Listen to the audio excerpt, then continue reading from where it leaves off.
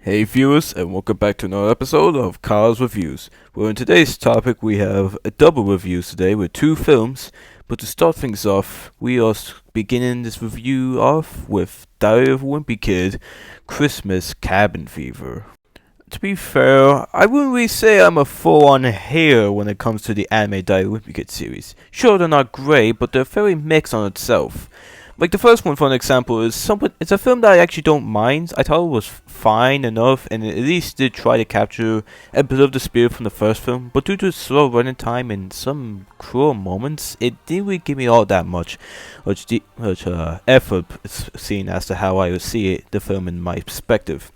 And sure, I did say Logic Rules was mediocre, but I don't know. I rewatched and I got more of a bad watch to it, especially when the animation got a huge downgrade compared to the first, and all other bits try to be emotional, yet it still doesn't work because it feels more cruel than the first film when Greg and Roger try together, but they always stab each other in the back. But then there's Cabin Fever, and I don't really have much expectations for this film. But those are just my anticipation. I haven't really gone to the film as to how I full-on thought yet. So, how did my anticipation live up to my full-on watch for this sequel? The plot of the film is centered around who else but Greg Hefty. At one day where they try to make a snowman, the whole big snowball crashes into the snow driver and then it cracks itself open. And now they are seen as fugitive criminals as from the public, and they try to make sure they keep their identity safe so that way they can actually get away with it. But that also comes a bit of a problem for Greg, because even his mother bought himself a Buddy the Elf type of an elf toy that stalks him no matter where he goes. And since the power outage keeps just turned on after a huge snowstorm, Greg is trying his best to prove himself that he's a good kid, so that way he can get the present, while also learning how to be a sweet kid. And to be fair, the story structure is very fast paced, where it moves from one scene to another just to fill up the running time, and it doesn't really give much time for me to calm down and to let me realize as to what just happened. However, I actually do admire the story structure and its message, because most of the time it is gone fast paced, but throughout some of the scenes they actually do give us time to actually give more of a perspective as to how Greg is doing to be like a kind kid, and even I will admit that he had some pretty sweet moments. That actually shows how the film can be emotional. Well, even for the message itself, that even if your family are crazy and all that, the important thing is that you're with them and actually they still care about you and all. Sure, the message is just like your usual thing that you see in Christmas films, but the way this is handled is actually kind of surprisingly well done. And I actually will give the film credit that with the humor, it didn't make me laugh all the time. I did find myself having few chuckles, and I can see how the comedy in this film improved from the past two other films. And as for the characters, they were kind of like downgraded in the first and second film, and in this film, yeah, they actually are. But there were some bits to them that actually made them stand out compared to their previous films. For an example, we have the main character Greg Hefty. Well, he was his usual dickhead self in the last two films, and he still is here. But he is actually trying to be more of a warm-up kid and actually try to be good, so that way he can be his present, while also learning to have his own true moments with his family to actually be a good kid. And sure, you could say he's just doing this for the present, but I don't know, it's actually kind of sweet, and with moments with him, it actually gives him more likable compared to the ending. And then there's also his best friend Riley Jefferson, who was mostly just the same as he is in his usual two films, and there's not really much to say about him, so we'll just leave him at that. But the Hefty families on the other hand give them more of a roles, like Susan Hefty, who's trying to liven up the family for the Christmas day, Frank Hefty, who's trying to keep the house under control, especially after a snowstorm, and Mandy is basically the kid who actually treats his families like garbage, even by stealing their stuff and actually claiming him by himself. What a brat. But to be fair, he was like that in the book, so I can't be complaining. But then there's Roger, who's actually who is aware about the criminals that broke in the snowplow, and is trying to discover who they are so that way he can get the money. And sure, you can tell how it goes, but at least he can give Greg some more intimidation and more intensity to actually be a good kid and actually stay away from that. But then there's also the snowplow lady, Gabby, who's basically the one that realized her snowplow is broken by both the two boys, Greg and Rowdy, despite not knowing them, and one that chases them. And there was a lot more to her at the end, but that will be spoilers, so before you guys watch this film, I just want to let you know that one fact and go with that. As for the animation, it's basically just the same as the last two films. The only element given to this that are different compared to is that it's about Christmas. But the only thing about this animation that's the same was just that the character designs are the same, the backgrounds are the same, and Maya will say that the use of snow in this film is very awful. Like the snow itself looks like cotton candy trying to disguise itself with white type of painting onto them, and even matter of fact, even like the overall effects look like complete shite. But I will say that there were some things in the animation that got a bit more of an improvement from the last two, and that is the cinematography. Now I can tell between like the storyboards where they actually put more effort into the action scenes for Greg and Rowdy whenever they get chased by Gabby, and even like the character animation is a lot more better handled, even if it kind of looks a bit robotic at times. But I don't know, the cinematography actually got a bit more of a step up to actually feel this makes it more cinematic and even more quite fun at times. Like even more like with Greg and Rowdy that gets chased makes it more fun and actually feels intimidated and entertained while watching this film. So I respect them for that. So in conclusion, Wimpy Kid Christmas Cabin Fever is actually a pretty okay film. Well, sure, there were some things that kind of held it back from being just decently good, like the animation and all. Oh, and even through like the use of effects for like the snow. I will give the film that it actually puts more effort into make this for emotional, even if it is a Christmas film. But it is actually a lot better handled than most Christmas films in my opinion. Like with the story actually being more structured and actually give us some sweet moments in there throughout the scenes. The cinematography got more of an improvement through the uses of it in the action scenes. And even the characters, while still the same, at least got some plots in there and gives more room for them to actually feel like they're more a part of a story. And that's the thing, all the side plots and main plot actually do connect into one and actually feel like they do that, because I think that's what the last two films always lacked in. Now I would really say that this film is for everyone. Heck, even if you're like a fan of the like Wimpy Kid books and even Cabin Fever, or just that you didn't really mind the animated ones, then I consider this to be a decent okay watch. If you're not, then well, that's up to you.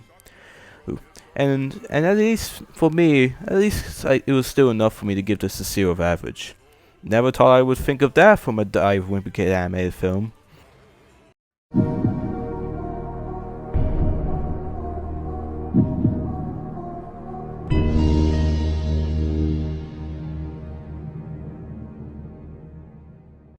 Now moving from Wimpy Kid Christmas Cabin Fever, we have Under the Boardwalk. Jesus Christ, I have never seen an anime film receive so less of marketing in recent years. Now for those of you people who have no clue what I'm talking about, the film Under the Boardwalk is a Paramount film that was originally put onto Paramount Plus, while the other two films that they have, Teenage Mutant Ninja Turtles Mutant Mayhem and Paw Patrol the Mighty Movie, were put onto theaters. As well, Under the Boardwalk was just left on Paramount Plus, and just doesn't want you to see it. And I would say that the way this film was treated was harsh and awful. Like it only gave this film like few days into theaters, and then a few days later, it will be put onto streaming. Heck, even Ruby Gilman has better advertisement than this film. What the hell happened?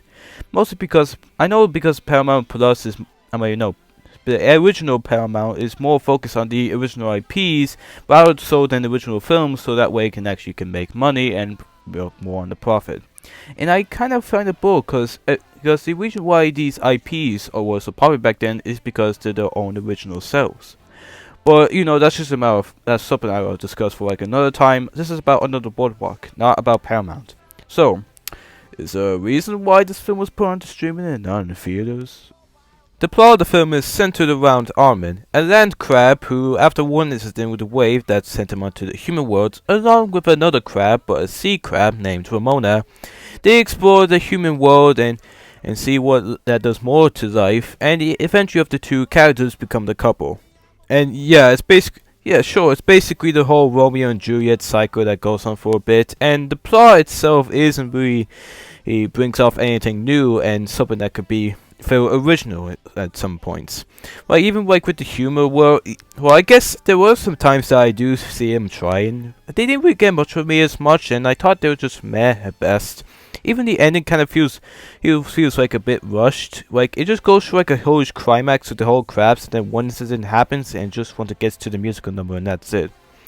And sure, you could possibly say that this film's plot is basically basic and doesn't imply anything original that can make the film stand out. But that's when the emotional core comes in. Because as soon as we see get the characters on the world, they actually present the message quite strongly. Well, sure, it does bring up the Romeo and Juliet message, how even like the different types of social outcasts would like come together without even being separated and find each other. It does bring up another message of coming out of your shell, no pun intended, to explore that there's more life to you, and these two are great messages on its own to actually provide the film with a lot of layers and actually do develop more of the characters and their arcs. And as for the characters, yeah, they do play their usual roles that you'll see in most Romeo and Juliet parodies, but the one thing that actually gives them more of development is with the voice actors and the execution. That actually makes the characters more likable as the film continues. Even with the main crab, Armin, who's the shy crab who's afraid of water and is mostly outcasted by the others, that is afraid that whatever different pops up, it might turn things upside down for him. But when he met with Ramona and appeared in the human world, he comes off more of development and more of a character arc, going to be feeling more independent as to what he's doing best for him. Especially with Michael Cera do playing the usual roles as he do of the shy type of characters, and it actually fits him perfectly, and he does the job very well here. And now moving on with his love interest, Ramona. Shut up, this is totally different. But back on track with Ramona, who she's mostly tracked down and can't really go to like most places because of her mother's rule. And you could tell that this is like the usual tropes you would see in most kids' films. But the difference with her is that when he enters into the human world and tries to connect with Armin, their relationship actually does connect very well to show off the true emotions, and that there's different species, they're more alike than how they actually see each other. And as for Armin's friends, Bobby, Manny, and Jimmy, who are the buff of shell trio who just wants to make sure the turf is locals only and turf off the seashells into the ground, or in the sea if you wish. But with Bobby, he's a lot more different than that. Sure, he's aware that he has buff, that he's like your usual like buff crab that most people see him, but he does have a big heart and hates to be like judged as to how people would normally see him often. There are other types of characters too, like Bruno as Armin's uncle and Sherry as Ramona's sister, but the rest of those types of characters are mostly just to progress the plot and just show us that they're actually the side characters of the film. And then there's the villain Mako, who is the British sea crab of the film. That's also the antagonist that tries to have Ramona as his lover. But the one controversy that you may notice with Mako is that he's played by Russell Brand, and yeah, it really shows. Even if they took him out of marketing of the trailers, he even still gets to appear in this film, and it kind of gives off a feeling of an uncomfortable vibe that most people who are aware of Russell Brand's actions are mostly going to be turned off by how he's performing in the film. But if you can look besides that, at least it will give you more, or at least if you don't know much about Russell Brand, then the better your experience with this character will be, at least in your way. Even compared to the story and the characters that are decently good, the animation is quite top notch. Not really a masterpiece. I would say it does have its flaws, which I'll mention later, but what it gives is that it does give out more of a cinematic vibe than a streaming vibe. And that also applies to the character designs, where they give out more like a simple and SpongeBob vibe into it, and And sure, you people could say that I say that because it's basically like it's a Nickelodeon movie film, but I'm not too sure if it actually is confirmed since they never really mentioned that in the trailers. But I don't know, I'll just research that later. But onto like the crabs themselves. The best thing I could say about the characters designs is that they actually show off as to how each of them look and to show onto their personalities and even how they like use little objects to help out their environment, which I kind of find it to be quite creative though. But the most creative thing about their designs is with their shells and actually have different uniques and designs onto it, which shows off more on their personalities and give off more of a Jersey vibe, at least in terms of how it interacted to the tone as to where their environment is. And the character animation is actually well rendered to actually show off their movements as to how they are actual moving crabs. Well, the best movements are probably in the musical numbers, which they all lend out the all abstract movements to show off more of the anime feel onto this film, which I do like it for like the choreography. And while the backgrounds do look nice and actually do use perfectly well to show off the size of the buildings and even with the crabs, the worst part about them is that there's nothing about them that feels original, and it's done many times before, like in other films such like Ants and A Bug's Life and much other films that have like little characters set in big environments. And even with the humans, they look unfinished. I don't know about you, but I just thought for like a second that these were like the same humans from the ones in the first Madagascar film. And as for the songs, well, they're actually kind of the weakest part of the film besides the story. I mean, sure, they're not bad songs, and I do see myself vibing with them. But with the songs themselves is how they actually play out in the film, and their purpose to exist is non-existent. Almost like they're just added at the last minute just to tell everyone that this is a musical. Starting off with Welcome to New Jersey, that's basically like the whole setting of what the film is truly set in. Anyone else is basically discovering the loneliness of the two main characters. Lying in the sand is showing off the rivalry between the land crabs and the sea crabs. Looking around is Ramona and Armin trying to look around in the human world to see what more is there. More than a meathead, it shows as to how Billy can show up that he has more of a heart and actually showing up more muscles. And Going Out is basically the film's climax song. Now the thing about these songs is that, well, like I said before, they're all nice to vibe with, but the problem with the songs is that the purpose is a bit stale, and they're mostly just played out like some usual type of typical songs that you would hear in most other musical bland ones that you can often see nowadays. In conclusion, Under the Boardwalk is actually a surprising film that passes off more than just a generic film. Well, I'm sure it did have some issues like a generic Romeo and Juliet type of plot, some pointless uses of songs, even if they are actually kind of vibey at times. And even like the casting of Russell Brand gives off more of an off vibe to him, and even onto the picture itself. But there were some things in the film that actually passes off for more than just an average film, where it has a strong emotional core into the film, nice animation and some likable characters. And even if Paramount doesn't want you to watch the film, I don't see why not.